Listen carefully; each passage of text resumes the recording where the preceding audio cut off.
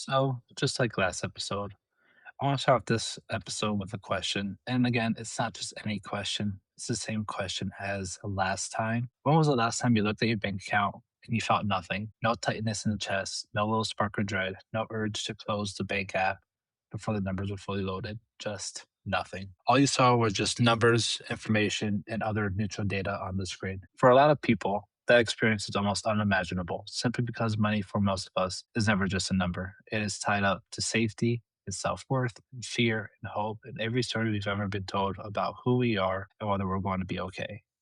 So let's spice it up a bit. Let's add mental health conditions into the mix, such as anxiety, depression, bipolar, ADHD, trauma, the list goes on. The point is, the relationship between your money and your mind becomes ever more complicated. It's also a lot more interesting. Welcome back to Quiet Minds, Rich Lives. I'm your host, Michael, and this is the third episode into the series. Today, we're getting into the topic I've been most excited and equally most nervous to tackle since we started the show: the direct clinical research backed connection between mental health diagnosis and financial decision making.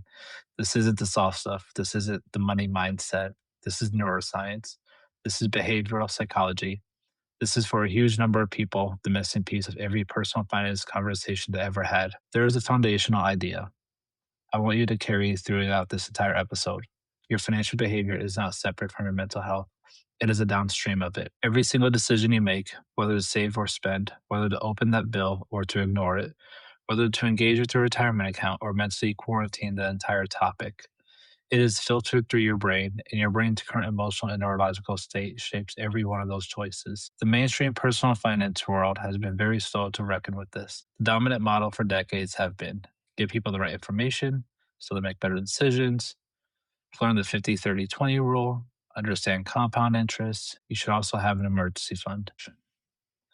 But here is what research actually shows. Study after study, knowledge does not reliably predict financial behavior. People who can explain compound interest still carry credit card debt. People who know they should have an emergency fund don't. Simply put, behavior isn't something primarily driven by knowledge, it is driven by emotional state, by habit, by the environment you're in, and by the neurological architecture your brain is working with.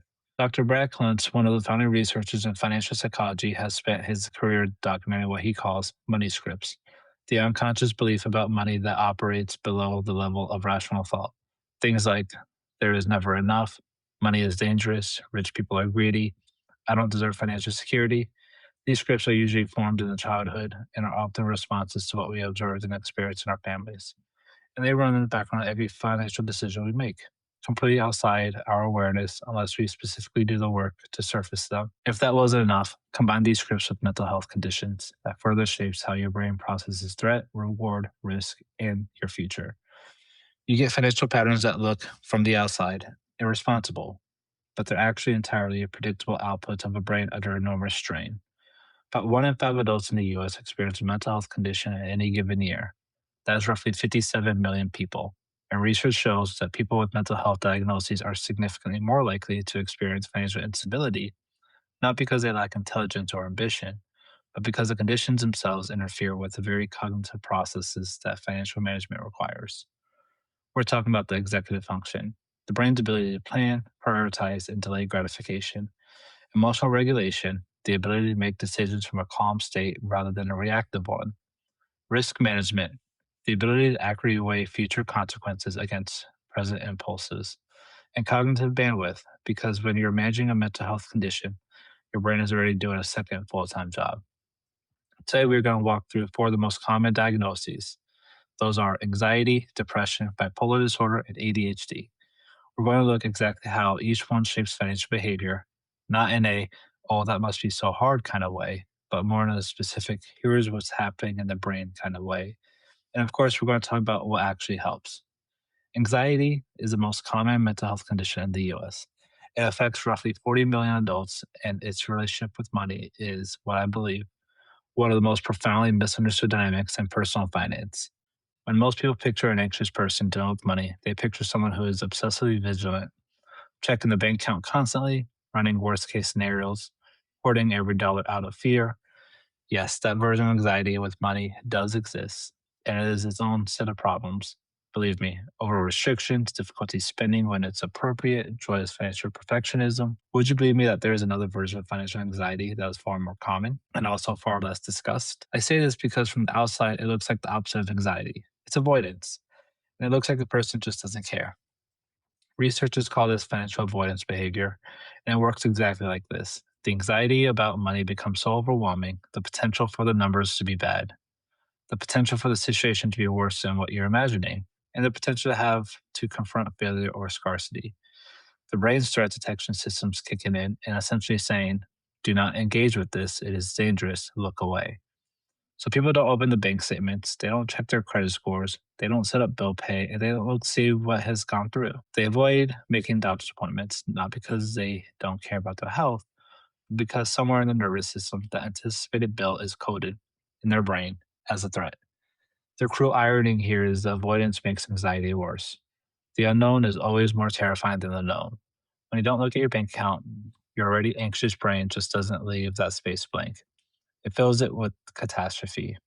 The number you've been imagining is almost certainly worse than the actual number. Can I tell you the secret about this? You'll never know that until you actually look at it. And look at is exactly what the anxiety is preventing you from doing. There is also a very philosophical dimension to this that I think is most important to understand because I strongly believe it changes how you relate to yourself when you're in it. When your anxiety is triggered, the body floods with cortisol and adrenaline. This pushes your brain into what neuroscientists call the threat response, or we know it as fight or flight. In this state, activity is in the prefrontal cortex. That part of the brain is responsible for rational thinking, planning, and weighing long term consequences. It is dramatically reduced. You cannot make good financial decisions from a state of acute anxiety, not because you're not smart enough, but because the part of your brain that makes good financial decisions has been temporarily taken offline by the part of your brain that thinks you're being chased by a predator. And I don't mean that in a metaphor either. So if you recognize yourself in any of this, the dread before opening the bank app, the unpaid bills in a pile you're not looking at, the spiral that starts every time you think about money, I want you to hear this. This is not a character flaw. This is a very logical response from a nervous system that has learned, for whatever reason, that financial information is dangerous. It is not judgment of your intelligence or your worthiness. It is simply your brain trying to protect you, and you may need a different strategy. If anxiety is about being overwhelmed by what might happen, depression is about struggling to believe that anything you do will not matter.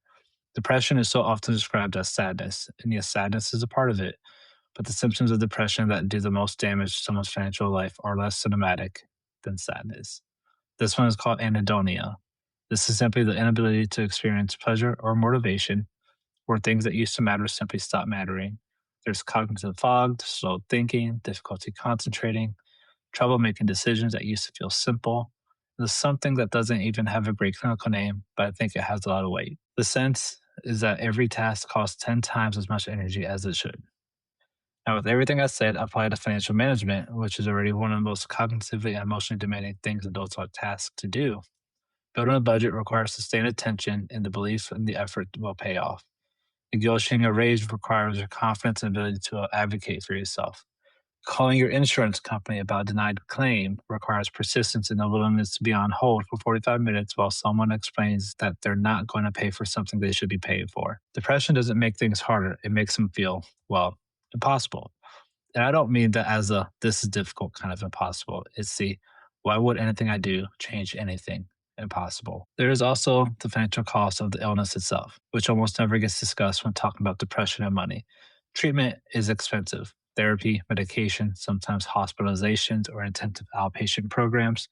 There's lost productivity that's also expensive. And depression also often comes from a very specific spending pattern that researchers have documented comfort spending.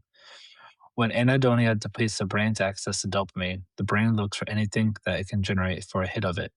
And you know what is a reliable source? Novelties, or also known as retail therapy.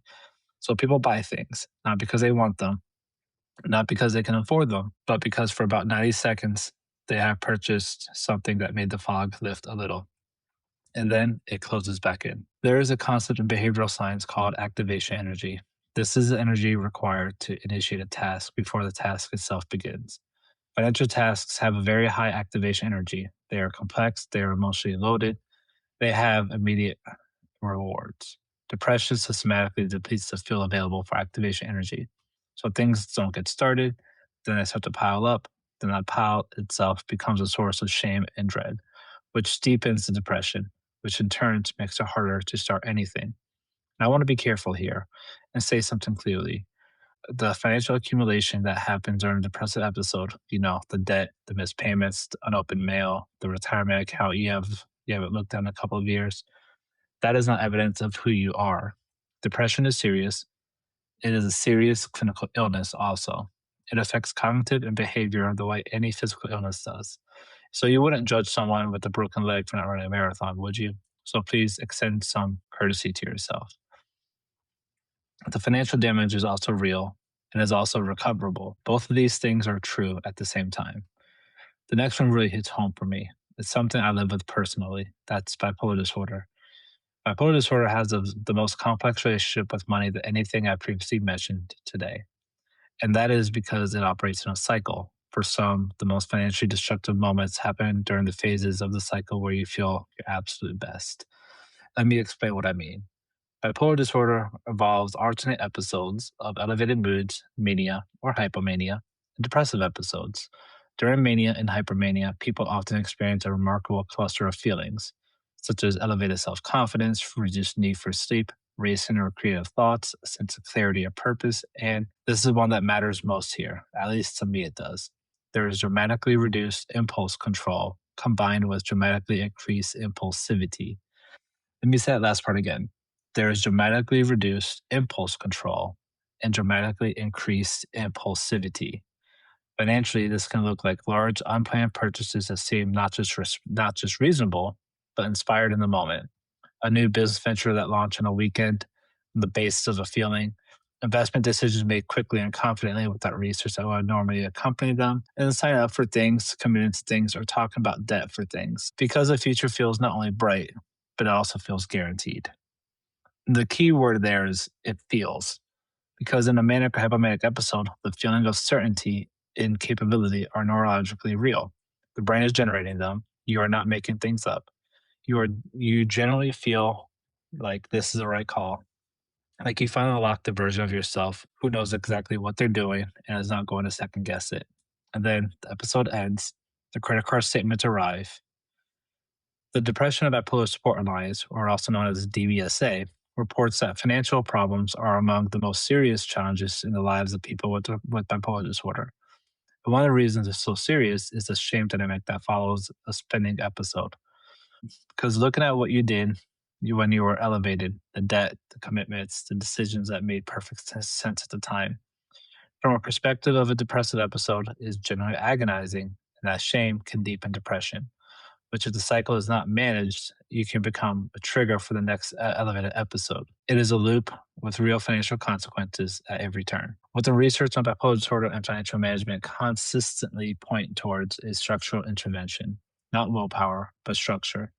Having a trusted person who has oversight during elevated mood states, a partner, family member, a financial therapist, someone needs explicitly given permission to say, hey, you should wait 3 days on this. Putting friction deliberately into the spending system, removing saved payment information from shopping apps, requiring a waiting period before any purchase of a certain amount clears, create a financial plan during a stable period that can function as an anchor when disability is harder to access. Working closely with a psychiatrist to find the right medication regimen, I cannot overstate how much this part matters. Mood stabilization is generally the single most impactful financial intervention available to someone with bipolar disorder. Managing the cycle is the whole game. So this one is a little different. It's ADHD.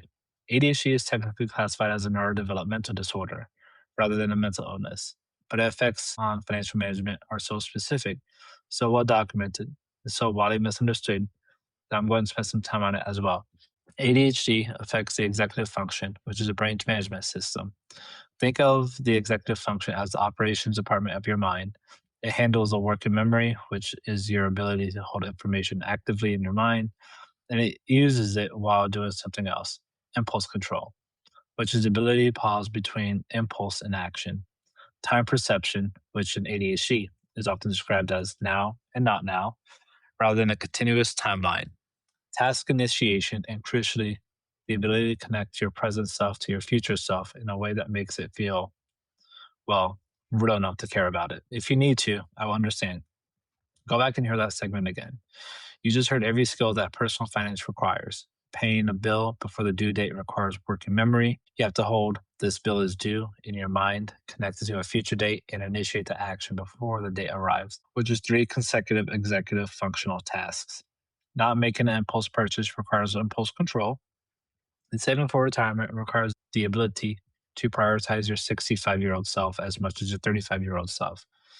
This requires time perception that projects meaningfully into the future. ADHD doesn't create gaps in intelligence, it creates gaps in executive architecture. And personal finance is an executive function from start to finish. Back in 2019, a study in the Journal of Attention Disorders found that adults with ADHD had significantly higher rates of financial instability, more debt, lower savings, more late payments, more difficulty sustaining financial goals. Even when ADHD adults earn the same amount of money as their neurotypical peers, they have significantly worse financial outcomes. Because it is never about the income, it is about the cognitive infrastructure required to manage it. There's also spending patterns that are specific to ADHD that's worth naming directly. The dopamine loop. ADHD is associated with lower baseline dopamine availability in the brain. Dopamine is a neurotransmitter associated with motivation, reward, and more critically, the anticipation of reward. The ADHD brain is constantly running a mild deficit of it, and the brain, being very good at problem solving, will find ways to generate dopamine hits. Novelty is one of the more reliable sources, and purchasing something new is a very novelty machine. It's that click. The unboxing of a new thing, all of it delivers a spike. The spike fades almost immediately, and while the brain, still dopamine hungry, looks for the next one. This is not a moral failure or weakness, not by any means. It is a very predictable response from the brain that is trying to regulate itself with the tools it has available. Here is the genuinely encouraging part about ADHD and money. ADHD responds extraordinarily well to systems. When executive function is unreliable, your brain builds an external scaffold that does the executive function, that does the work for you. Automatic bill pay removes working memory from the equation. Automatic saving transfers remove the needs to initiate savings. A simple consolidated financial setup reduces the number of things that requires attention. Visual reminders, accountability partners, calendar alerts, all these work with ADHD brain, not against it. The goal is to not become someone with perfect impulse control and pristine relationship with delayed gratification. The goal is to build a financial system that doesn't require those things to function. That alone is entirely achievable. I want to pause here and just talk about something that cuts across every single condition we've covered today. Something that doesn't get discussed in financial wellness content because it's not comfortable and because it implicates the financial industry itself and the harm it causes. I want to talk about shame. Here's what I know from research on shame. Let's look at the work of Brene Brown, as well as other clinical psychologists who study emotion regulations. Shame is not a motivator, it is simply a threat. When the brain feels deep shame, the brain activates the same threat response system as it does for physical danger. The same cortisol, the same fight or flight. And in that state, the brain's priority is to escape, not to problem solve, not to grow, not to change, but to escape. When the financial industry responds to missed payments with punitive fees and collection calls, or when the wellness industry responds to poor financial decisions with content that implies that you just didn't want it badly enough, or even when people in someone's life respond to financial struggles with judgment or disbelief, none of that produces better financial behavior. All it produces is shame. And that alone produces avoidance, and that avoidance, well, you might have guessed it, causes more financial damage. For people with mental health conditions, the shame is layered. There is shame about the financial situation. There's shame about mental health conditions that contributed to it. Both can feel like evidence of fundamental unworthiness, and both can make it impossible to ask for help, simply because asking for help means admitting to the thing that you're most ashamed of. I think about the number of people who have silently managed debt that accumulated during a manic episode, who have never been told by anyone about the bills that piled up during a depressive episode, or who quietly paid late fees for years because of ADHD. The silence around all of this is the direct product of shame. And that silence, well, makes everything harder. What I want to offer is an alternative to something that gets called accountability without self punishment. The capacity to look clearly and honestly at your financial situation, to see what went wrong, to understand why, and to make real steps to address it without the shame spiral that derails everything. Accountability without self punishment says this happened. Here's why it happened. Here's what I'm going to do differently, not the I am broken and irresponsible and I will probably always be this way. The distinction between accountability and shame is not a small thing. It is, in many cases, the entire difference between someone who makes meaningful financial progress and someone who stays stuck. Because shame keeps the laptop closed, and you cannot work your finances with the laptop closed. Let's bring this home with something concrete.